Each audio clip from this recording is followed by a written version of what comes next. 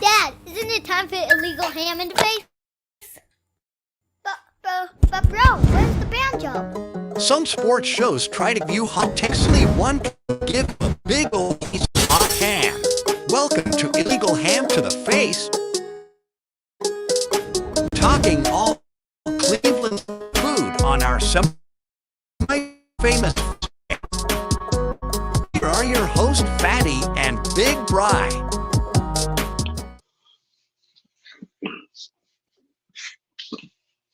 What is going on, everybody? Welcome on into another episode of Legal Ham to the Face. We are live tonight. We got a lot to talk about. We got the Browns defense that we're going to be grading tonight. We're going to talk a little bit of guards, a little bit of Cavs, a little bit of weird ingredients. And then, Brian, we're going to finish out the show with our top three villains. But, big fella, I got to know, how you doing today, bud? Hey, man, living the dream. You know how it is. It's cold, rainy. We're saturated. Did you have any bad thunderstorms down there in beautiful Medina over the past couple days? Not much. Tuesday morning, I was kind of down further south, like Mansfield, Marion area. It wasn't fun Tuesday morning, but nothing around here. My wife was telling me to make sure you clean out the garage because they're calling for hail so we can pull some cars in there. And I said, I'll take my chances. And I won that one. So I was doing my victory lap that there was no hail. Yeah. Jeez. Brian, if there was hail, you would never live that down, buddy.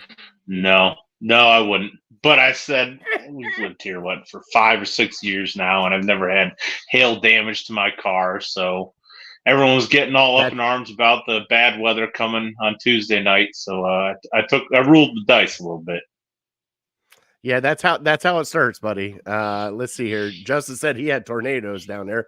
Hopefully everybody is safe down there. I know there was a couple that hit here in Ohio, down south of Coshocton, down around the I-70 area, had some really bad thunderstorms and things. So hopefully everybody's safe. Definitely did rip through. And man, I'm telling you what, you want to talk about a lot of rain the past few days, Bri. Holy cow. Like it's just saturated.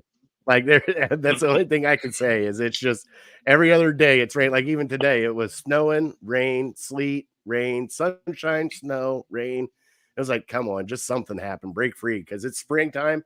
But we got the Masters coming up in a couple weeks. Next week. Yeah, this time next week will be almost around in. Oh my Lord. Crazy. So Brian, do you got any shout outs this week? Go.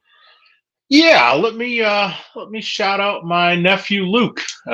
He's a big fan. He's always watching us out in Chicago, Cary, Illinois. He's a superstar basketball player.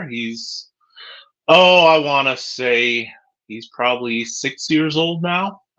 So big fan. He loves you. He's just getting into some sports talk. So yeah, let me give a hi. How you doing, Luke? We miss you, and hope to see you soon, buddy. Well, thanks for watching, Luke. We definitely got to sign you up to an NIL deal very quickly. If he's going to be playing basketball, he's not going to Ohio State. That's a done deal. We've already figured that out. I know what you're thinking.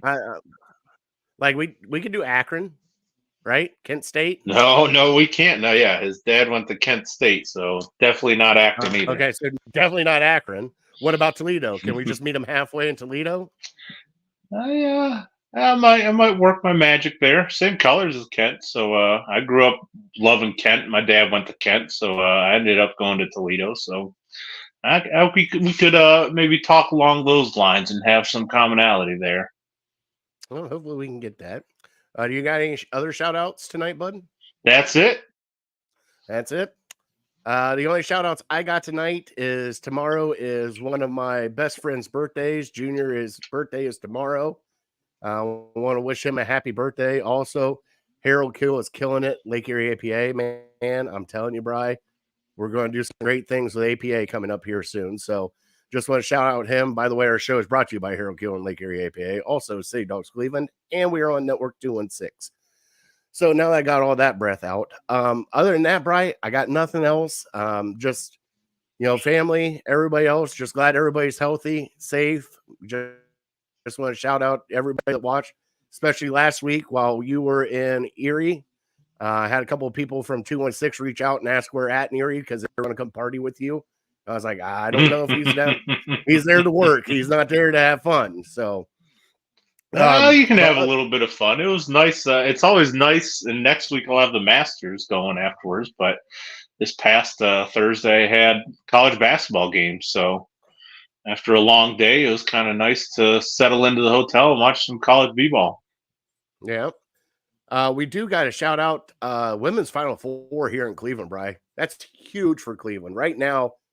Everything Sure. is blowing up here in Cleveland. We got, what is it, Iowa and South Carolina, Iowa, UConn, and who's the other one? NC State. NC State. Man, the Wolfpacks in both of them? The Wolfpacks in both and UConn's in Oof. both. First time ever to have two schools with two different Final Four teams. Pretty unbelievable, really.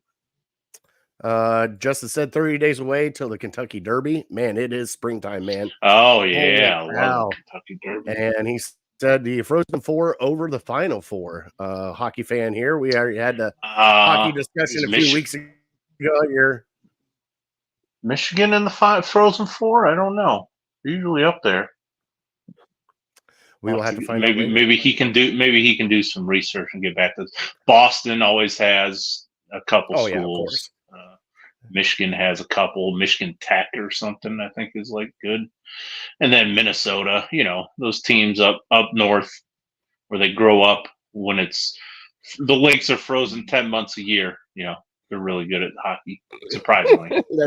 That's the way it always is, right? Yeah. All right. You ready to get into our trivia, big fella? Sure. Now, I do have an MLB trivia for you. All right. Mm-hmm. I teased it last week.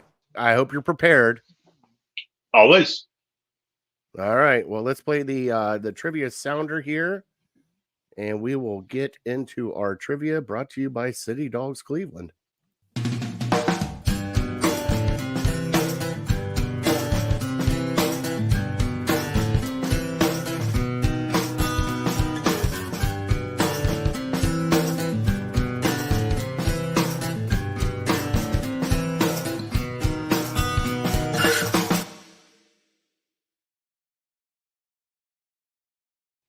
I said our trivia is always brought to you by City Dogs Cleveland, and we do have a new puppy for you tonight, Bri. And I believe his name, where is it? Hutch. We have a new puppy named Hutch. Let me pull up Hutch's info here. Look at this face, Bri. How can you say no to this face?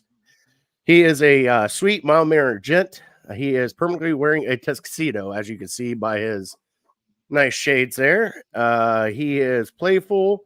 When the mood strikes, he seems to be soaking up as much attention as possible in the kennels. He leans and oozes and melts into you for pets and affection. He loves his cookies, kind of like we do, Bri. Not going to lie, we love cookies. I can relate. He is quite skinny when he arrived at the kennel, so it's understandable. He is working to fill out his body so that he can match his bobblehead. He's been friendly and social with other dogs he's met in playgroup. He is about 3 years old and weighs about 43 pounds. So if you can please go adopt Hutch, let him know that the Ham Boys sent you, and go adopt this beautiful dog. And like we always say, if you can't adopt, please help. Donate, volunteer, a can of food, a dog treat, a Kong, a leash, anything you can do to help out City Dogs Cleveland. They will greatly appreciate it. I can't thank them enough for everything they do for us here. So please go help out City Dogs Cleveland. Now, Bri, here is the trivia, bud. And this is going to floor you a little bit. I want you to be okay with this, because we've talked about the Guardians and how they have been sort of postseason, not postseason, where we're at. Now, the past 10 years, this little stat Jim came out, right? The most MLB wins in the past 10 years. First off, I want you to tell me where the Guardians rank on that. Mhm. Okay. And also, if you can give me the top 5. Okay. Top 5, and where are the Guardians at? Gotcha. Okay. Now, I want to give you a little prelim here. Hmm. First place is got 939 wins past 10 years. Okay, that makes sense. Last place, 669. Okay. And I So will do you give you want a me last to? place team because it'll make my sister happy. Last place team is the Detroit Tigers at Oh man, 669. really? Even that bad? So, yep, not good. Not Goodness. good. It looks like Justin said it looks like Boston College versus Scum and Denver versus Boston U. Michigan is in there, huh? How about it? So, I'm with you, Justin. Chris I is like the Frozen Four. and Chris is here just in time for our fun sounder, Bri. You ready?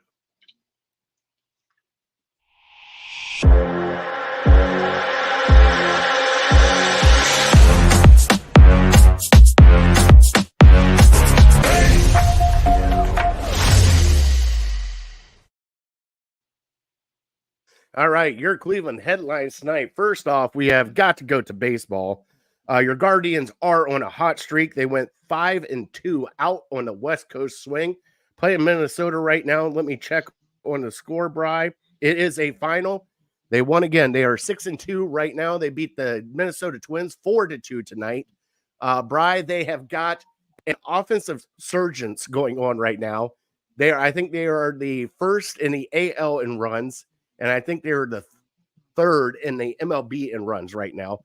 After just 8 games? Normally we get this little West Coast slump that we always start out with where we can't win a damn game at all in April and everybody's trying to figure out what's going on. Brian, they're coming out of the gates hot. And the great thing about this is we've had questions about Shane Bieber and if he is back to form. Shane Bieber's looking like the ace of old, man. He has had 19 strikeouts. He has pitched over 6 innings, 83 pitches, shut down baseball pitching by Shane Bieber. We might say goodbye to him at the end of the year, but Bri, I know it's the West Coast swing. We haven't been able to watch much baseball, but how are you excited about this hot start we got? I know it's only 8 games. I know we got 160 of them left, but we normally don't have a hot start like this starting out. Yeah, just like I predicted. I knew they would take the league by storm. But it seems like the Guardians, you know how the Guardians are. They're when expectations are low or almost non-existent, it seems like they always surprise us and surpass those. So, like me, I was saying, hey, at best we're a 500 team, and they showed me at least through a week that I don't know what I'm talking about. But also, Athletics are maybe the worst team in the AL, one of the worst teams in Major League Baseball. So you should beat them, but I still give them credit. Had they gone 2-6 over these last 8 games, I'd probably be saying they stink. And so I have to give them credit for going 6-2, especially beating the Twins today. That's a big win. The bats have surprised me to this point. I can only judge them based on what I've seen and what I've heard and the box scores and everything like that. So I have to give them credit. They're scoring a lot more than I thought they would, at least to this point. And I think maybe Vogt has been a good thing so far through a week and a half, and he's just maybe given them some new energy and found a way to motivate these young players, because we always knew that the pitching staff is going to be there. Thank goodness Bieber is looking like old Bieber again, and we don't know how much longer we'll have him. But even when he does go, we'll still be fine with our starting pitching. I have confidence in these young guys. There's probably another Bieber somewhere on the staff that's going to step up and kind of step into prominence over the next couple of years. And Bivey looked good today. So it could be one of a few different guys. But at least a weekend, they seem to have everything that they need. They haven't been perfect, but they've exceeded my expectations through 1 week. So you did it for 1 week. Now let's do it for 2. Let's keep it going because Monday they will be here. By the way, another shout out for the eclipse coming, the solar eclipse. It'll be here Monday afternoon. Cleveland is like the mecca spot right now for it. Hopefully the weather cooperates and we get to see it. Right. They did move the time of the game to 5:00 so that everybody can kind of see the eclipse and then they can start playing baseball. But Brian, I'm excited to see this right now because it looks like a team that is playing together like a team. It's not just one person taking over a game. Everybody is kind of hitting right now, and it's not the home runs, it's the doubles, it's the singles, it's the on the base paths hustling with the extra hustle. It just seems like this team is having a little bit of fun right now coming out of spring training, and I'll take it for all it's worth. Now, I do know a team that is not having fun right now, Bri, and it's our Cleveland Cavaliers. They are limping into the playoffs right now, Bri. This doesn't even look like the team that we had back in January when they had the streak of games going where they were winning everything. This team looks hurt. This team looks not connected. And Bri, I'm telling you, this team scares me that we're going to be another first and out in the playoffs. And I don't know if it's the coaching. I don't know if it's players. I do know one thing. Darius Garland has got to do something. Him not showing up the past few games. Now, the silver lining and everything, though, Bri, is Evan Mobley is back, and he's actually playing some decent basketball. He scored over 20 points the past 3 games. He's playing very good. But we got a hurt Donovan Mitchell. We got a Darius Garland that is either afraid to shoot the ball or afraid to drive. And that is just a recipe for disaster. How you feeling about the Cavs limping into the playoffs, bud? I think we got 5 games left or something like that. Yeah, I mean, and we've played our last 3 games against the Suns and the Jazz and the Nuggets. The Jazz and the Nuggets are legitimate. I mean, the Nuggets won it last year, so clearly they're a title contender. So the Suns have the talent to be a title contender, and the Jazz are just kind of tanking. So it's kind of been as expected. Even if we were fully healthy, I don't know if the outcome of these games change at all because, let's call it for what it is. You're playing teams that are better in the Nuggets and the Suns. If they're motivated, you can beat them. If they're not motivated, if they take you lightly or they look past you, or maybe their second night of a back-to-back or something, you can beat them, but they're a better team than you are. And so it's going to be interesting, how this next month and a half shakes out because, yeah, like you said, they're limping into the playoffs. And, if Mitchell's not right, I don't know if you have much of a chance. And, it's going to be an interesting offseason. I don't want to look too far ahead, but I just, like I said, time and time again, I think you needed to make changes last offseason, and I think you need to make changes again this offseason. And to me, that's more than just firing a coach and hoping a new coach can come in and make this work. And there's going to be excuses. You're going to be able to make excuses. Well, Donovan Mitchell wasn't healthy. Darius Garland, all these guys haven't been healthy throughout the year. But, I mean, just look at it plainly. When all 4 of our guys are playing, we're not a very good team. And how does that even make sense? When you have 4 cornerstones, 4 pillars of your franchise, they all play together, even though, yes, I understand you can make the argument that they're not all totally healthy, but they're still out on the court and they still can't figure it out after 2 years. And people are going to blame the coach, and I understand that, but to me, it's just what I've been saying time and time again. The roster makeup of this team just doesn't work. And at this point, if Darius Garland continues to play like this, I don't know if you can trade him for a bag of balls because he's been pretty bad. And he's not necessarily the face of the franchise because that's Donovan Mitchell. So I feel like he doesn't take as much heat as maybe, he would if Mitchell wasn't here.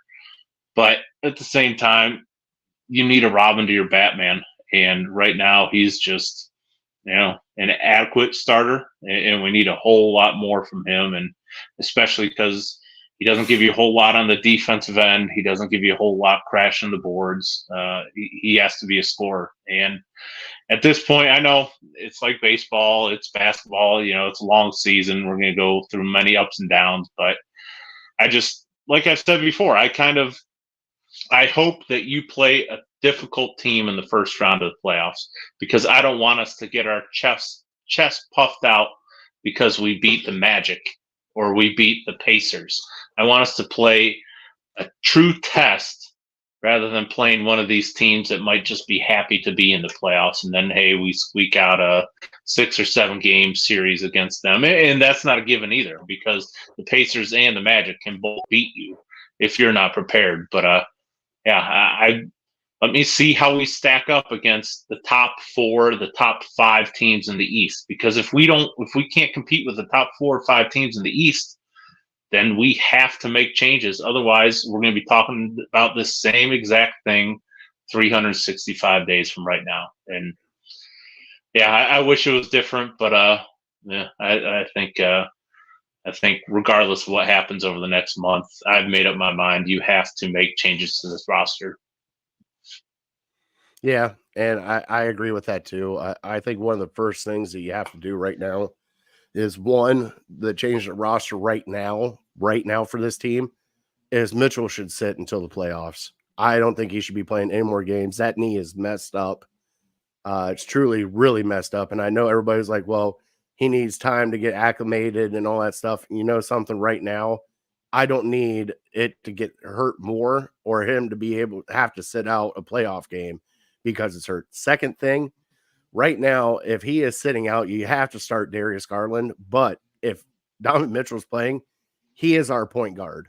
He is handling the ball coming down. And to be honest, I'd like to see Darius on the bench right now come out with the second team. The way he's been playing, like he had the game against the Utah Jazz. What do you have, like 8 points, if that? Like, I don't even think he had 8 points. That's the team that you have to be. I mean, Utah Jazz isn't that good.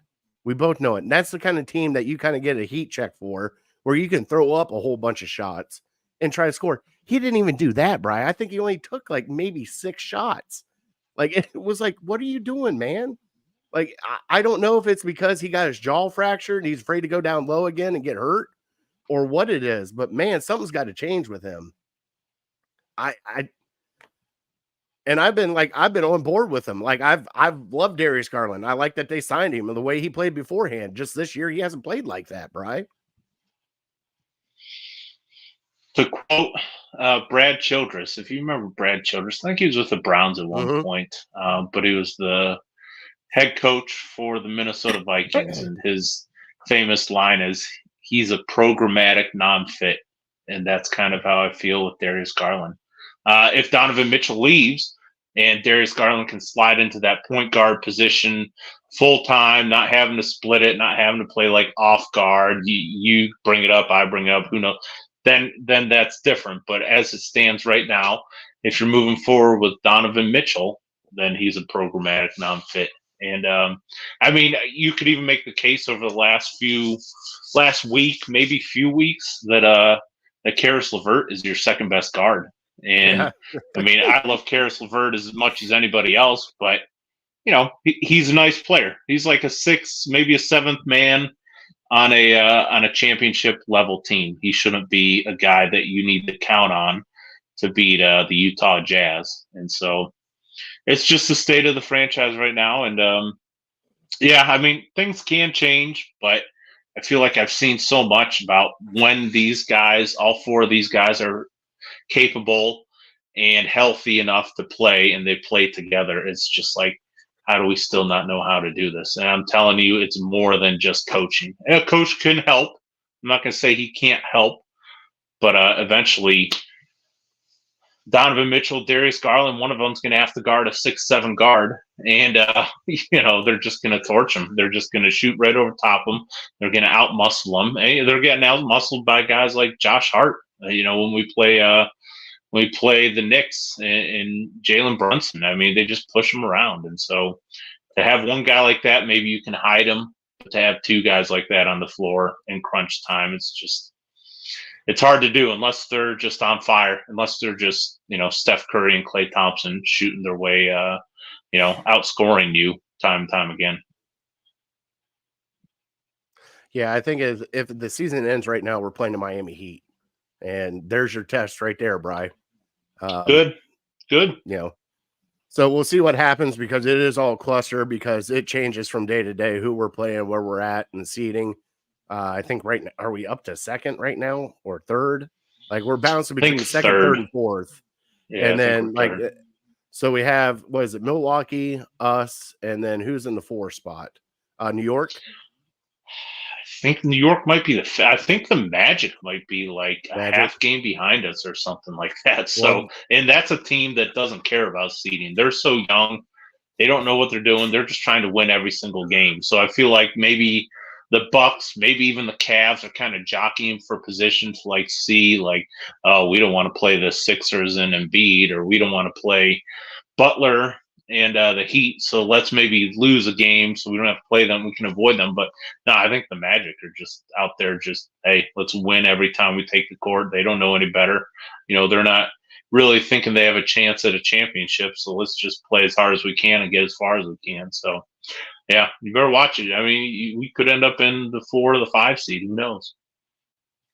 Who knows at this point in time? Bry, we have royalty joining us tonight. I haven't seen his face in forever. Joe Bear is with us tonight. What is going on, what's up, Joe Bear? He said, "Go Guards, 6-2, scoring runs, pitching well, good baseball." Yes, it is. Sweet. I'm happy for Joe. Yep, I love it. So, Brian, the one thing we didn't get into last week, and we'll get into this week, the new NFL rules have come out, Brian. And a couple of the rules that we have is the new kickoff rule, where they're going to adopt the XFL kickoff rule, where the kicker will kick. They are down to, I think the 40 or the 30. You line up, the other team's 10 yards in front of you, and you can return the ball. So they're trying to get to the point where you can actually return kicks and not have the 100-mile-an-hour car crashes that happen on kickoffs, even though they kick them out of the end zone anyways, and we still don't have any kickoffs. But the other rule was that they redid was the hip tackle, the hip drop tackle. They are trying to outlaw that tackle. And Bry, I am floored by this because, as everything is going, one of the guys, I can't remember who said it, but one of the old style players said, he goes, if this was back in the 80s and 90s, okay, I get that.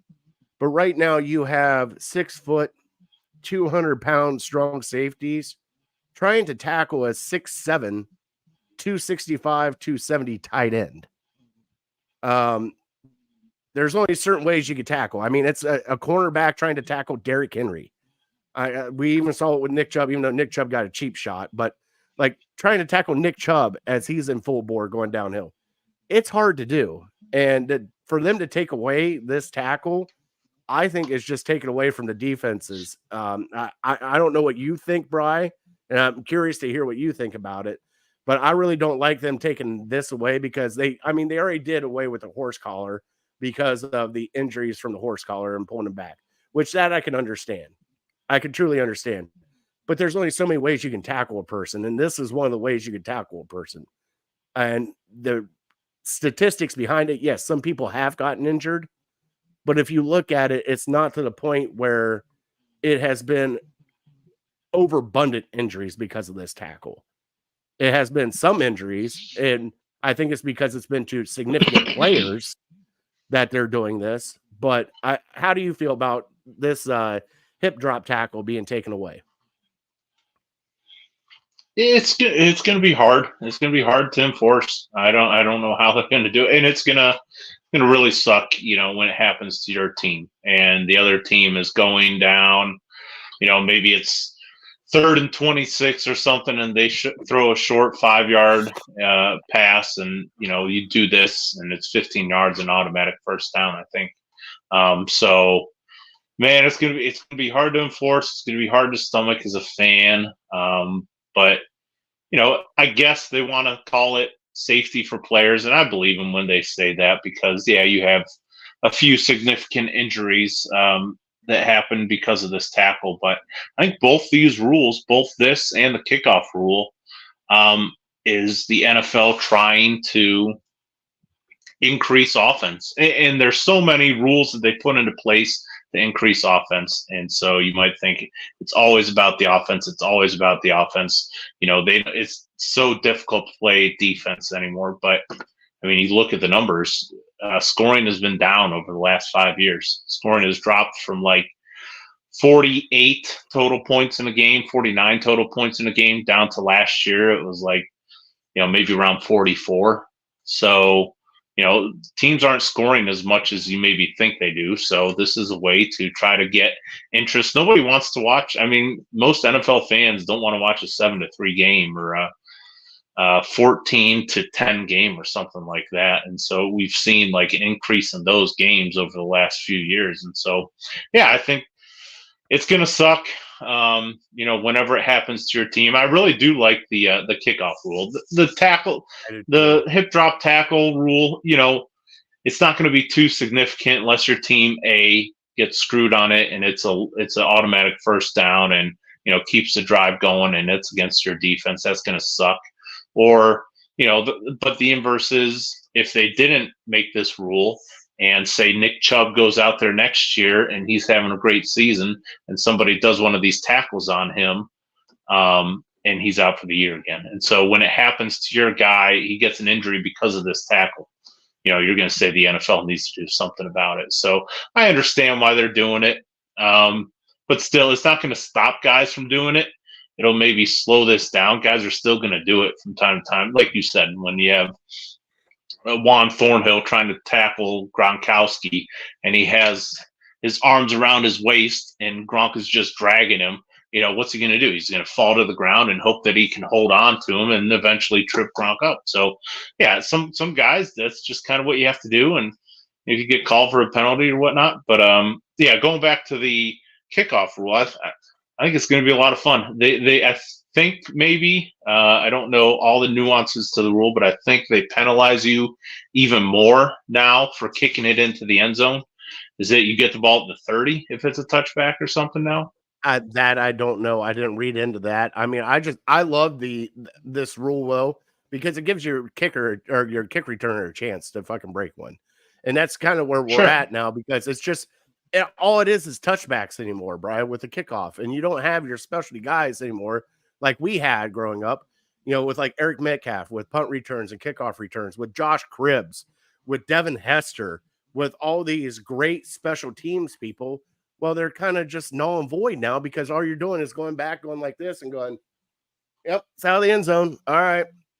Guess we're taking it on the 20. Like, you know what I mean? Like it's not even a factor anymore. Kickoffs are, unless it's an onside kick. And even with the onside kick now with this new rule, you have to declare it's an onside kick. So if you even do that, you can't even sneak an onside kick anymore. So they know an onside kick's coming, which most people do anyways, especially depending on the score of the game. But I mean, it's just, I love it, Bri. I think it's going to bring special teams back into play. I think it's going to be bringing kick returners back into the game. Our new Nyheim Hines might get another kickoff return for a touchdown. Nyheim. I'm sorry. I'm sorry. I don't. You keep saying Nyheim, and I keep meaning to correct. I think it's you. So let me make this official with an H. Nyheim. H. There you go. Not a K. Okay. Not a K. Not a K. H. Nyheim. Sorry, I don't mean to knock you off your feet. Go on. No, but yes, right. I agree. I agree. It's going to be so much more fun to watch kickoffs now. It's not like because before it was you score a touchdown. And now I have to wait 10 more minutes before football happens again because they got to kick the extra point, then they got to do a touchback, and then now we're finally back to football. But yes, go on. I didn't mean to cut you off, but continue with your thought with Nyheim Hines. Yes, he's a good one. And I think he did it. Was it a couple years ago? Was one of the last ones to do a kick return for a touchdown. When he with the played Bills. for Buffalo. Yeah, so. Mm-hmm. I think it's going to be more exciting. I think it's going to bring the game a little bit better, especially getting the special team guys. I mean, special teams is a huge part of the NFL game with the field goals, with punting and everything else. And kickoffs used to be that way, Bri. And like, that's how some people made their living, was by special teams. I mean, look at our special teams, coach right now, Bubba Matrone, special teams guy. Like, he wasn't anything else but a special teams guy. Like, I don't know how to explain it. It's a different animal playing special teams, but now with this, I kind of like it that you get a chance to actually return a kick and, hey, maybe take one to the house again. Like, I think it's just, I think it's going to be great for football. I think it's going to be great for the NFL that them adapting this rule in. I think it's going to look more like, to me, it's going to more look like a running play, to where, these lanes, these gaps will open up, and, it's going to introduce a whole different strategy for special teams coaches. And, I think we're going to see more return for a touchdown, because guys, once you break through that first line, you just have to beat the kicker and you're gone. So I can't wait to watch it. I think it's going to be a lot of fun to watch as a fan. My initial thought was, man, how great would it have been to have like Josh Cribbs now, because we know how great he was with the old rules. And now I think, like, oh man, I mean, he would just have to bust through that first line, and in my mind, he'd have twice as many kick returns for touchdowns. So yeah, I'm happy that that the NFL maybe put their ego aside, and they said, because I didn't know if they would do that, to take and steal a rule from the XFL and say, man, this really worked in that league. And, they came up with the solution to how you knock down these injuries, to where guys are running 30 miles an hour and just colliding into each other. I mean, this definitely cuts down on any of that. And I think it's a better product in my mind too. And, if it is true what I thought I heard, to where you get the ball like 30 or maybe even 35 if you kick the touchback, it's going to encourage teams to kick it and to have a kickoff. So you're going to have to stay glued to your seat even longer. You're not going to sit there and wait 5 to 10 minutes between meaningful football. So anytime you can do that, I'm all for it. And that kind of sucks at the bar, though, Brian, because at that point in time, you're normally getting another drink, going to the bathroom. Right. Like they're cutting in the potty time when you're at the bar watching the game, because it's like, oh, they scored a touchdown. Well, I don't have to come back here for another 10 minutes. So no, I love it. Brian, let's get into the Browns defense. I mean, that's why everybody's here watching us tonight. Right now, Brian, we got 85 viewers watching us tonight, and they want to know about the Browns defense. Thank you. We are grading the Browns defense. And Brian, we did our grades last week on the offense and where we thought the offense was at. And, this is obviously, things are going to change, people. This is not going to be the same roster that they started out with at the beginning of the year. This is where we're at now during free agency, before the draft, like kind of where we're at and where we think this grade is and where it needs to be before the draft happens. Because the draft is, what, 3 weeks, Brian? 3 weeks. Yeah, I think so.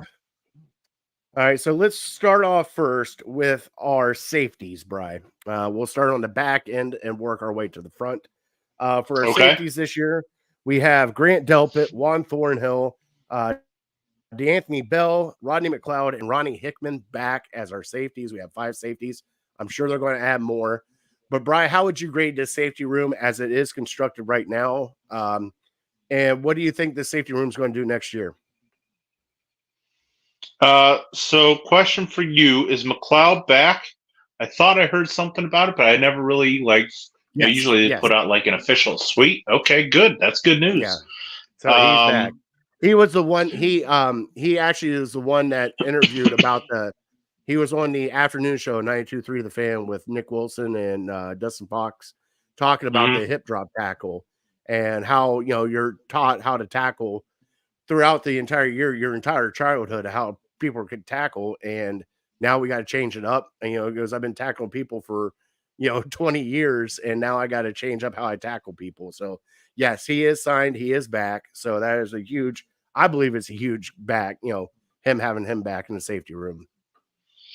Sure. Yeah, no, I think so. I think you're correct. And just having that veteran there backing up, I feel like our starters are pretty pretty solid. I think Delpit's maybe a little bit ahead of Thornhill, and hopefully, I mean, Delpit has been trending, even though he had dealt with some injuries at the end of last year. He's been trending to being like a Pro Bowl safety, and I think if he can continue to progress, he will make a Pro Bowl at some point. I mean, last year he led us in, was it INTs and tackles?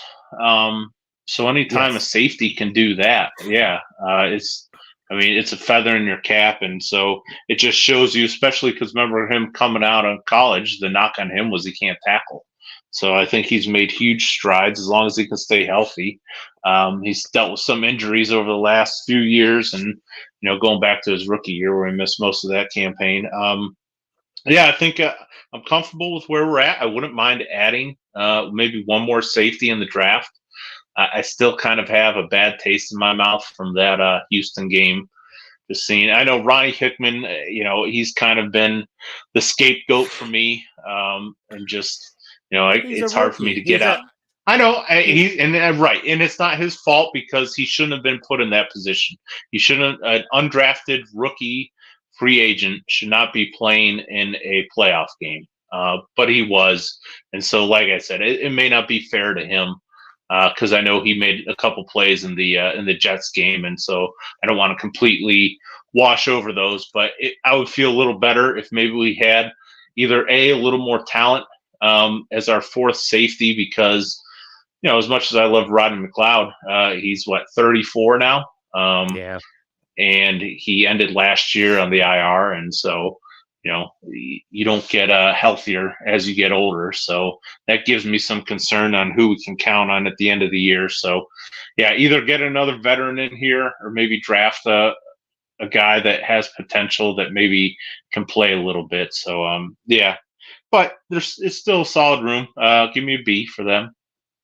I agree with you 100%. I'm going to give a B too. If they could stay healthy, that is the big thing with this room, because we've had too many injuries on that back end, especially with last year with Juan Thornhill and Delpit there towards the end. Can't have those injuries. If they could stay healthy, Brian, you know how much I love Grant Delpit. And Grant Delpit last year was like his show and out party. And I'm so glad they re-signed him. I always thought he was going to be, how high I was on the Honey Badger too when the Honey Badger came out. He was probably the same way. I was so glad they drafted him. And I'm excited about this room, but I am with you. I have a feeling they will draft another safety later on in the rounds, probably 6th round safety, just to bring another body in to kind of help out. But I agree. I think it's a B room right now. It could be a B plus if everybody stays healthy. And that's what we just got to pray for, is everybody staying healthy. All right, let's move on to the cornerback room, not quarterback, cornerback. Mm-hmm. We have Denzel Ward, Khalif Hadlis, Vincent Gray, Martin Emerson, Tony Brown, Justin Hardy, Greg Newsome, and Cameron Mitchell are our cornerbacks right now. I'm still high on this room, Bri. Martin Emerson and Greg Newsome last year, resurgence from him playing in the slot, doing good. I know there's a couple games where he had to play on the outside. He got burnt and torched a couple times. But I'm still high on this room, Bri. I don't think it's our strength of our defense. I think it's one of the strengths. I'll give it 1B, but I'm going to give our cornerback room an A minus. The only reason why I don't give it more than an A minus is because I need everybody to stay healthy, Bri. And I know it's the NFL and it's hard to stay healthy, but Denzel Ward getting hurt last year. You had Emerson got hurt for a little bit. You got Newsome got dinged up with a little bit of a concussion. Mitchell even got hurt a little bit. So if this room can stay healthy, it is a room that could be an elite secondary, Bri. And I mean like ball hawking top secondaries in the NFL if they can stay healthy. Well, we are 2 for 2. I also have them as an A minus. And to me, just to let you know, like where my rating scale is, a C is average. So C is 15th in the league. An A minus, it means you're like a top 5, borderline top 5 unit. And so I think that's where our cornerbacks are. I think Denzel Ward is a top 10 guy. And I think Emerson is highly underrated. I think a lot of people in this area thought maybe he should have made the Pro Bowl. And I think maybe with time, he's not the big name, like the big high draft pick. Maybe if he was, maybe he'd be getting a little more respect. But yeah, you think of those two guys, and then you think of Greg Newsome. He'd be most teams' number 2 cornerbacks, and he's our number 3. So, yeah, there's a lot of good units, cornerback units in the NFL. I think of Miami. I think of Kansas City last year before they lost Snead. But I think the Browns are right up there with them, and I feel comfortable with where we're at. As long as Denzel Ward can continue to stay healthy, I think maybe that's the one thing that could be the downfall of this room. But Emerson continuing to improve. We still have him under contract for very cheap for the next 2 years. So hopefully for the next 2 years, and Newsome, even if we do lose Newsome or choose to trade him, Cam Mitchell stepped up a little bit last year. I was maybe a little disappointed that they didn't bring back AJ Green because they've put in a lot of time with him, and I've heard how he's kind of been progressing well. And even though he was a undrafted rookie free agent, he's kind of been making some plays, and so I had high hopes for him. So, but yeah, Cam Mitchell will be your 4, and I wouldn't put it past him to either, make an under the radar signing of a veteran or even late round draft. Probably not in the first couple picks, but yeah, that 5th, 6th, 7th round, maybe making a pick, be a cornerback there. So, but right now, I'm good. I'm good with where we're at. I think, yeah, like I said, borderline top 5 group. I think almost every year in the draft, you should draft a cornerback, Bri. I think every year you have to take a swing on somebody, whether it be a 7th round or something like it just seems like that's the one position that everybody tries to draft later in the rounds, and I think it'd be good. I'm with you. I think they'll take a swing on a cornerback later on too, along with the safety.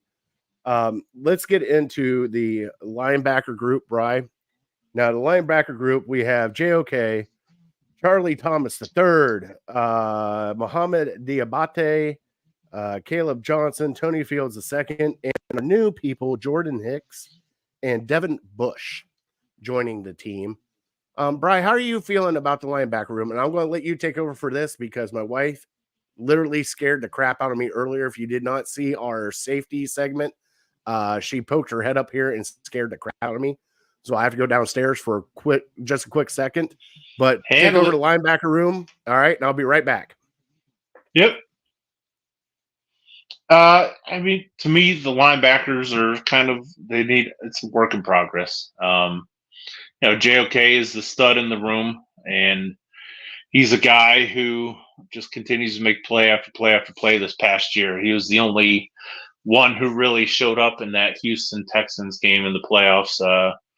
And he's a guy hopefully we can count on. Last year, even if you remember at the beginning of last year, people were questioning whether he's ready to take the next step, and I think he proved that he was, and he was just all over the field, making tackles for loss here. His speed was alarming at times, just how quickly he can make the adjustments and get to the backfield. So I feel comfortable with him. They're going to have to probably pay him, maybe if not this offseason, maybe during the season, kind of like they did with Delpit. But after that, I think we have a lot of question marks. Hicks is kind of a veteran guy who you hope you can count on. And, Devin Bush is maybe a guy who's been up and down, certainly still has a ton of potential, but that's kind of wavered over the last few years. I'm dealing with some injuries last year, and now the Steelers and the Seahawks, 2 well-run organizations, have given up on him. So I think it's make or break time for him. So, if you're asking me, I'd probably give this room a C, and that's the lowest. Wide receiver at C+, but linebacker at C is the lowest grading for a group on the team. And I think that's maybe a little bit by design. because the Browns just really, over the years, have not valued linebackers. They don't need that quarterback of the defense, kind of like we kind of fell into Anthony Walker over the last few years, and he kind of became that. But we really don't need that middle linebacker. You know, you think back to the Ray Lewis, the Brian Urlachers. You know, I don't think this defense is designed that way. But it would be nice. You know, I don't know if JOK grows into that role, or maybe eventually they either draft one or sign, you know, put a lot of money into, like, you know, what we talked about in the free agent signings period. Patrick Queen, you know, could have been like or Devin White could have been your stud middle linebacker. So I don't know if they're looking for that necessarily, but we also lost some continuity that has been here over the last few years. Did you say is Tony Fields back, or is he gone? No, he's back. He's back. Okay, so we lost Taki. You know, he's been a guy who hasn't been great, but he's a guy we've been able to count on over the last few years. So, like I was saying before, JOK is like the only guy that you feel like you can trust. Everyone else, you know, even though Hicks and Bush have some experience, it's a lot of question marks. Yeah, but I love the step that JOK took last year, especially in this Jim Schwartz defense. And I know that they really are high on Diabate. Or am I saying it right? Yeah, I believe so. Okay. If not, we're both wrong. No, well, I know they're really high on him, Brian. They loved him last year. That's the reason why he made this team. He did study under Anthony Walker. I know they brought in Devin Bush and Jordan Hicks. I think that's another group that you can kind of study under too, with those two being as good as they are and just tackling machines. I'm excited about this group. I know we lost Anthony Walker, and that was a huge blow. I believe it's a huge blow, Bri, because he was kind of like the voice and like holding the defense together. And I know he was injured and things of that nature. Hopefully Jordan Hicks can kind of step into that, but hopefully now after a couple of years, JOK is the one being that voice and taking over this linebacker group. And I hope he does, because if he does, that means he's going to be here for a while. I do believe he is probably one of the best, fastest linebacker. I mean, I know he's not Micah Parsons. I know he's not, you know, some of the top tier linebackers, but what he does that most people can't do is just disrupt, Bri. And it's screen passes. It is, you know, short slants. It is just getting the quarterback off his spot, and I'm excited about it. What grade did you give the linebackers, Bri? I gave him a C. You gave him a C. I am going to go C plus, B minus. I'm in that range with them. I think they need to take a step. We'll see if people can stay healthy and the free agents work out. I think they have a chance to be an upper level linebacker core, especially with, I am very high on Jordan Hicks. That guy is just a tackling machine, Bri. And he is a guy that just doesn't miss tackles. So that's where I'm at with them. Let's get into our defensive line, Bri. We have Zadarius Smith, Alex Wright, Sam Kamara, Lonnie Phelps. You have Dalvin Tomlinson, Quentin Jefferson, Sayaki Ika, Shelby Harris, Mo Hurst is back, Chris Williams, and then Myles Garrett, Obo Okonakro, Isaiah McGuire, and Isaiah Thomas for your defensive linemen. Now, Bri, I thought for the longest time that they might draft a defensive lineman in this draft. I don't think they're going to touch a defensive lineman in this draft. I think they're going to hit a couple more spots other than defensive line. I think maybe if they take a swing at something, it might be defensive tackle. But other than that, with the signing of Mo Hurst, everything else, Bri, I'm giving this defensive line a solid A. They played up to it last year. If everybody can stay healthy, and like we always say, health is an issue. If everybody can stay healthy, this could be an A+ defensive line. Obo and Zadarius Smith showed up. Like, we haven't had Zadarius Smith on the back end of the season, played great. Myles Garrett was hurt the second half of the season. We all know that. But the defensive, the one thing that stood out the most to me was the defensive tackles. Between Tomlinson and Mo Hurst and Shelby Harris, all those guys in the middle stopping the run, let Myles Garrett eat. And I think it was for once in our time here with Myles Garrett, a cohesive defensive line. Everybody played for each other, and it didn't matter if Garrett got the sack or if he didn't get the sack. Everybody was going after everybody on that defensive line, and especially if it was like 3rd and 6, they were just balls to the wall, Bri, just rushing everything they got. They were going after him. And I really did like the speed lineup they had with Zadarius Smith, Obo, and Myles Garrett on some of those too. So how do you feel about the defensive line? Yeah, so I broke it down to defensive ends and defensive tackles, and we'll start with defensive ends because it's probably a shorter conversation, and that's because of Myles Garrett. You have Myles Garrett. What's the old saying? High tide raises all ships. So I feel like that's kind of the case with Myles Garrett. And Zadarius Smith, don't get me wrong, he's great. But he's on the back nine of his career. If we had Zadarius Smith from 5 years ago, I'd say we're probably the best, hands down, defensive ends in the league. As it is right now, it's probably at least a discussion. But so defensive ends, and then you have Obo, which is he's probably a starting defensive end in a lot of defenses. So to have him as your number 3 guy, spelling those guys, even though he's maybe not fantastic against the run, even though he did make some plays, just with his quickness, getting off the ball in the run game last year. I give defensive ends an A. Not much more to explain than Myles Garrett. Defensive tackles, I had them as a B+. I lowered them recently just to a B because to me, a B+ is maybe top 10 unit or something like that. So I can't say for certain that we're there yet, even though Tomlinson is a great addition from last year in the run game. And I feel like, maybe we almost struck gold with Mo Hurst and Shelby Harris because, they're just kind of like secondary signings and hopeful, let's just throw them out there. Shelby Harris wasn't signed till August or something like that. So for those guys to step up the way they did, and if we were looking for a 5-year outlook on the defensive tackle position, maybe I'd feel a little different. But if we're just looking at this one season, I feel pretty good with Tomlinson, with Shelby Harris, and with Mo Hurst, and it just continues to. It's a lot like the wide receiver room. It continues to frustrate me, and I'm sure it frustrates the Browns, even Andrew Berry.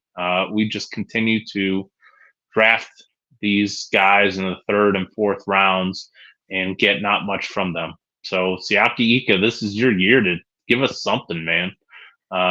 Jordan Elliott gave us flashes at times, and he had a lot of hype in him in the preseason. But at the end of the day, he just wasn't good enough. So if we can get anything, and that's why I said for cornerback and safety, I wouldn't mind them taking a guy late in the draft. I don't even, I don't know if I trust Andrew Berry to draft a defensive tackle.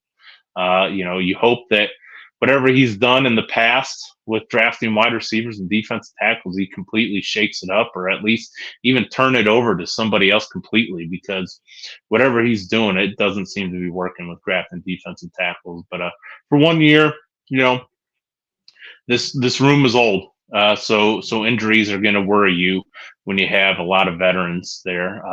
But going into it, if they can stay healthy, I'm comfortable with those 3 guys. Yeah, I am too. And I think the one signing that is going to help out Ika is Quentin Jefferson. I think the signing of Quentin Jefferson, I forgot about him. Right, is going to be I think that is going to help out this defense. Just the experience, teaching guys. He is. I think he is like the perfect fit to be that mentor for our younger defensive tackles. Well, like I said, I forgot about him. And so in my mind, that drops Siaki Ika to number 5, which means you're in Tommy Togiai territory. I don't know if they would give up on a draft pick after 1 year. and he was a pretty. I mean, considering I don't think they we don't will. have many. I don't think so either. We don't have many draft picks. He was pretty high draft pick for what we have. What was he, third, maybe fourth rounder? Maybe. Yeah. So I think it was kind of a disappointment. I think he was a third rounder. No, he was a fourth rounder. Tillman was a third rounder, but I can't remember if we had 2 third rounders last year. It's amazing. You just got to put in Ika and see what happens. Ika Wikipedia. Let's see here. Where was Ika Wikipedia? He was drafted 3rd round pick, number 98. So he's our second 3rd round pick. Wow. So at the end of the round, but still, yeah, he was a disappointment. I can't think of one play that he made for the entire year. I can't either, but there's a lot of times he was a healthy scratch, so he's got to do better than what he did. So, well, maybe they're grooming. Maybe they're grooming him. I'll try to be optimistic and leave you with this. Maybe they're grooming him to be to take over Dalvin Tomlinson's position because he's a big dude, and if he can learn from Dalvin on how to stop the run better, and I think maybe we only signed Tomlinson to a 2-year deal. Maybe their hope is he'll pick that up after being in the league for 2 years. He can step into being that run stuffer that Tomlinson is for us currently. Yeah. Hopefully that can happen. Man, this season is just Bri. There's so many questions this season. It's a long ways away too. Overall, what would you like? Overall defense, like where are you grading our defense overall right now? Like as a whole, the whole defense. Where are you grading it? Because I got him at a B. Oh, I'm higher than that. I think we're borderline top 5 defense in the NFL. Yeah, I think we showed it last year though, and we didn't lose anything. A? No, I don't know if I would go as high as an A. I'd say I'm fluctuating between a B plus and A minus. So we're sort of in the same area. The only reason why I said B is if everybody stays healthy. If everybody stays healthy, they're going to be an AA minus defense. Well, yeah, I'm not going to assume that we're just going to get a bunch of guys hurt. Like I said earlier, A minus to me means you're a top 5 unit. And so I think the Browns last year proved that, they had inconsistencies. They need to be better on the road, but certainly at home they were borderline elite. But if you take it all as a whole, I think you'd struggle to come up with 5 defenses that are for sure better than the Browns. Yeah. Okay. No, I agree. I'm just excited. I'm ready for football to come back, Bri. I know. I don't know what to do. I don't know what to do. We do got to give. Chris has been in here. Mom was in here. Eric Dunlap was in here. James was in here. I haven't seen James in a while. Hey, James. Eric did bring up before we get into Fat Boy Thursday. Eric did bring up we did have a big trade happen, and the rich keep getting richer down in Houston. Your thoughts on the Bills getting Stephon Diggs to the Texans for a 2nd round pick? Man, like. I know he was sort of a cancer in Buffalo, but like, what does that leave Buffalo with left? Like wide receiver, right? Like, I'm pretty sure Josh Allen walked in and went, where did everybody go? But I mean, how do you feel about Diggs going to Houston to be with CJ Stroud and all them down there? I mean, Houston is just setting this team up right now. I think it makes a lot of sense. Honestly, when you really think about it, I think it makes a lot of sense for both of them. Buffalo has some cap issues. There's been questions on the Allen-Diggs relationship. What Buffalo really needs to do is they need to make a move for a wide receiver. And I'm not positive where they're drafting. Probably somewhere in the 20s, unless they traded it or something. They're going to need – maybe they look at this draft and say – it's super deep in wide receivers, or at least the first couple rounds, you can get a good one. Maybe they try to trade up and get a guy like Brian Thomas from LSU. So there's no doubt they need a receiver. But they might be going the way of Kansas City. Kansas City didn't, going into this season, they didn't have any, even good wide receivers. They had a bunch of like average guys, and hopefully they can. And Rashid Rice, who they drafted, turned into something, but he's still not great. Now the difference between Buffalo and Kansas City is Travis Kelce is their number one receiver, really. And but Buffalo drafted that Dalton Kincaid last year, and maybe they're hoping he's going to take over as a primary target for that offense. But and then going to Houston, I mean, it makes a ton of sense for Houston because rookie contract. What do we see? Go ahead. Rookie contract. You got CJ Stroud took him to playoffs last year. He's on a rookie contract. That means you can load up everything around him before you have to pay him. Yep, that's the trend in the NFL.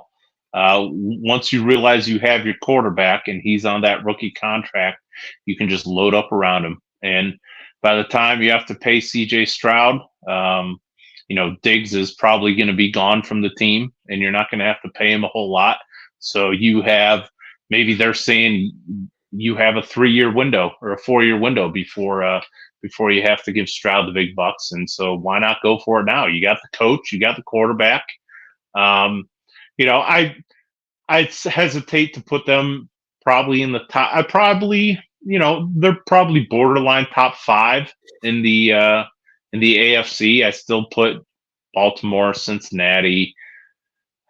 Probably even still Buffalo, although, Buffalo and them are kind of close. And then Kansas City for sure. But let's not forget, let's not go crazy with how good we think the Texans are. They were one dropped pass from the Indianapolis Colts away from missing the playoffs last year. So let's not, I know it's the thing to do in the offseason. Whenever somebody makes a move, you overreact to it and you say, oh, they're definitely in Kansas City's breath now, and I'm going to have to see it more. I'm not even positive they are the favorites in the AFC South, but I'm not positive that they're going to win the AFC South. I think Jacksonville still has a little something. Yeah.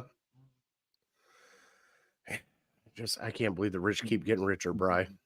Especially the AFC is loaded. The AFC, as good as we think the Browns are. That's why, I think the Browns are really good. And they're a top 10 team in the NFL. But, just look around the AFC. It's just, you got them, you got the Chargers, you got, like I said, the Jaguars still have a chance. The Bengals are going to get back into it. The Steelers always are around 9-7, 9-8. And it's just, it's crazy. You're going to have to bring it every single week. It's going to be tough sledding. All right, Brian, I'm going to push Fat Boy Thursday to next week, but we will discuss real quick. We did bring it up last episode. Is ketchup a jelly?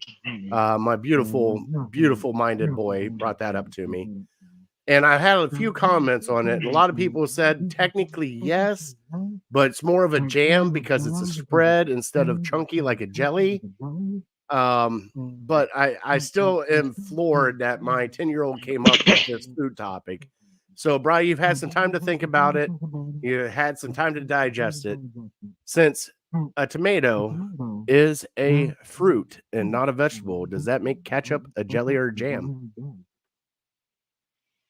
Neither. Oh, Me, this is like a hot dog is a taco argument. You're just, and I love the outside the box thinking. Like, it's crazy, right? But what's a jam? A jam is a spread. A jam is something you put on toast. Does anybody put ketchup on toast and eat it? You never know. I bet you there's people out there, Bri. So where do you draw that? Is barbecue sauce a jam? Well, no, because barbecue sauce isn't made with a fruit. It's primarily ketchup. It is. Oh, shit. Now we're getting deep. Like, you have to draw the line somewhere.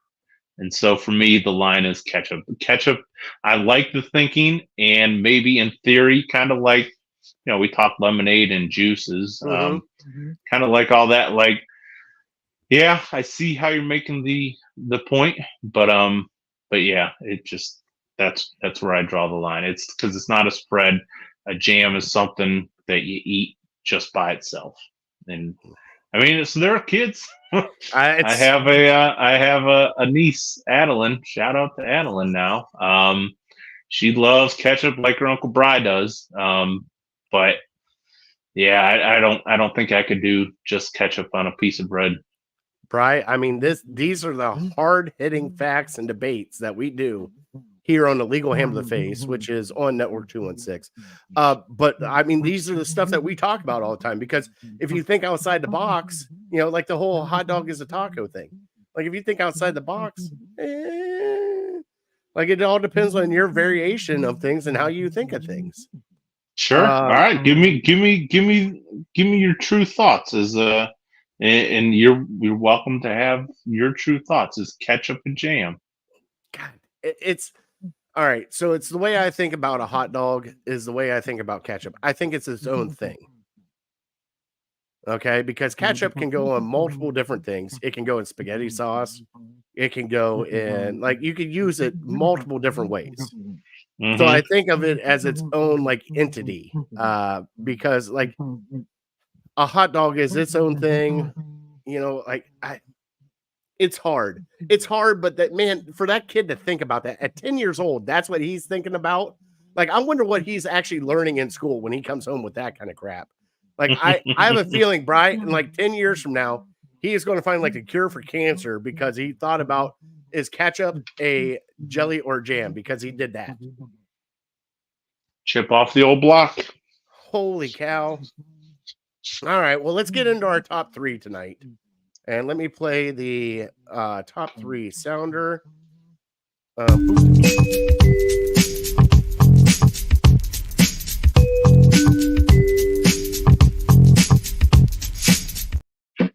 Our top three tonight, Brian. I went a little dark because everybody is thinking of Caitlin Clark as a villain in the the NCAA women's basketball. So, Brian, what are your top three villains of all time? Boy, I'm probably gonna have to have you go first because I need some clarity. What are we talking? Are we talking movie villains? Are we talking sports villains? Sports, whatever you think is the top three. Are we talking real life villains like Osama bin Laden? No, we're not talking like Osama. We're talking like yeah, we're not going that far. We're not going Saddam on this one. Like, okay, that's why I need some clarity. Let me give you my top three, and this will kind of help you out a little bit. Okay, right. Number three for me is Kevin Durant going to the Golden State Warriors. Villain. You could have gone to any other good one. That's a good one. Yep. Okay. Number two for me is the Joker. Heath Ledger, the Joker in The Dark Knight. What a great villain all around. And Bri, number one, we're coming up to it. Darth Vader. May the fourth be with you. One of the best villains of all time is Darth Vader. Now, honorable mentions, Bri, for me, is Queen Daenerys in Game of Thrones. Did you watch that? Oh, God, yes, I watched that. Oh, I didn't know you watched that. Oh, of course I watched that. I'm a nerd like that, Bri. And I didn't. That's not my jam, but I don't hate you for it. And then another one, honorable mention, is the flat top from Texas Unnecessary Roughness. You gotta love a guy named Flat Top. I don't remember him, but it's been a while since I've seen that. He was the linebacker for Texas, saying they just kept sacking him. Finally, at the end, the center took him out. Nice. Okay. Right. Do you have any other honorable mentions? Steph Curry is always a villain here in Cleveland. Yeah. I mean, we could keep going. LeBron James going to Miami was probably one of the biggest villains. Oh, for sure. I mean, what about you? What do you think, bud? Well, yeah, mine are sports related as well. Although my first one here is fictional. Number three is going to be Shooter McGavin. Hated that guy. I love Shooter McGavin. What a jerk. Yeah, he was a jerk. Bri? Taking grandma's house like that. Are you kidding me? Shooter. Anywho, No, get out of here with that. Number 2, I had a hard time here choosing which warrior. Draymond The whole is team. Draymond's the easy one because he's just a jerk. He's just I can't say a lot of words that I want to say about Draymond, but he's that guy. But Steph also. I mean, just everyone treating him like the golden boy, like he never does anything wrong, and he's the greatest of all time. He's Jesus with a basketball. Give me a break. So Steph, he's number 2. I'll give it to Steph there. And my number 1, it's this guy over here. Right. Well, sorry, this guy over here. Yeah, Big right. Ben. He's always Okay. he's always going to be number 1. I mean, hopefully always. I hope the Steelers don't ever draft a quarterback who torments me as a Browns fan like that guy did. And so overrated, doesn't deserve to be in the Hall of Fame. The defense carried him to that first championship. He was absolutely awful. And then Santonio Holmes makes a miraculous catch to save him in the other one. So he shouldn't have won any of them. Brian, I can't wait to clip this later. It's the truth. 100% of the truth. Yep. I know. All right, you ready to finish off our trivia for tonight? So we close out the show. Sure. Our trivia is brought to you by City Dogs Cleveland. Go adopt Hutch if you can. Let me put up some pictures of him. Look at it. Adopt, donate, volunteer, whatever you can do to help out City Dogs Cleveland. There he is right there. As Princess comes back upstairs for the 4th time tonight. Brian, I asked you, give me the top 5 in the past 10 years, the top 5 MLB leaders in wins, and where do the Guardians sit? Okay, so in no particular order, I got 5 teams here. I got the Astros. Check. The Dodgers. Check. Gotta think the Yankees, right? Check. Okay, so there's 3. Then 4th, I went the Tampa Bay Rays. They are 6th. They are just out of the top 5. Shoot. Boy, this is going to be tough. Who else is a big spender? Not the Red Sox. Are the Red Sox up there? Nope. Red Sox are middle of the pack. Yeah, right. They've kind of struggled. The Cubs, I know they had a good run there. They are 7th. Cubs are 7th. Okay, so let me jump to my 5th team that I have written down here. I have the Guardians as my 5th team. They are not number 5, Brian.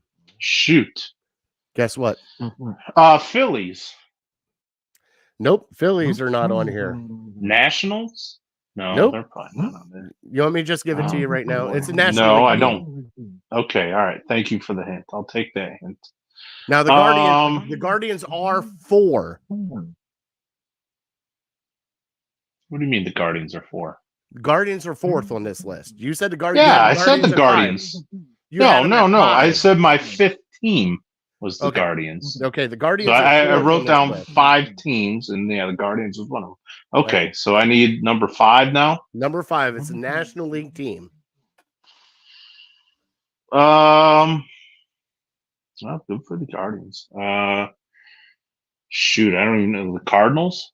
There it is. Number 5. Oh, okay. Clutch at the end. Oh, I like the Cardinals. Yeah, my team of the National League team of the 90s with Ray Lankford and Ron Gant, Brian Jordan. I love those guys. All right, so LA Dodgers at 939, the Astros at 871, the Yankees at 855, your Cleveland Guardians at 829. Wow. And the Cardinals at 822. So, Brian, I know you have said that we haven't put the best product on the field, and this isn't a World Series. Well, just game. lately. I mean, if we're going back 10 years, that's what I'm saying. I'm saying lately over the last few years. If we're going back 10 years, they went to the damn World Series in 2016. That was within the 10 years. By 2 pitchers and luck, they went to the World Series. Let's just be honest with that one, Brian. The greatest run they had. It was something special. I mean, it was really awesome. I want people to realize that the Guardians are not that bad. To be I know. averaging over. Now I know that's over 500 baseball, like barely over 500 baseball. But people, go watch your Guardians. Over 10 years, Bri, that's an 82 wins. If you think about it. No, and that's great, and they're far exceeding expectations on where they should be. But look at those other four teams that you mentioned in the top 5. Oh yeah, they're big What do they? spenders. Well, what do they all have? Oh, championships. Championship. Yep. But also, so you Tampa can Bay, understand. So here we go. So following out that, Tampa Bay, Chicago Cubs, Braves, Championship, Red Sox, championship. Brewers, No, I don't know about the Brewers. Blue Jays, Definitely not the Blue Jays. Mariners, Giants, who's had championships, Right. Mets, Nationals, Twins, Angels, Athletics. God, the Athletics are above the Phillies. But I mean, it's a testament to how good Tito was and how good this team has been Sure. the past 10 years. Absolutely. No doubt about it. All right. Brian, we're here at the end of the show. Thank you, everybody. We have 239 people watching right now, Brian. How awesome is that? 239. Thank you. All right. I want to thank Appreciate everybody the for love. watching. We want to thank our troops and first responders for everything you guys do. Brian, we're here at the end of the show. Why don't you God bless them? Yeah, God bless you. God bless America. All right. We are Illegal Ham to the Face. I am Fatty. He is Big Brian. We are uncorked, unloading. We're out. See you guys next Thursday.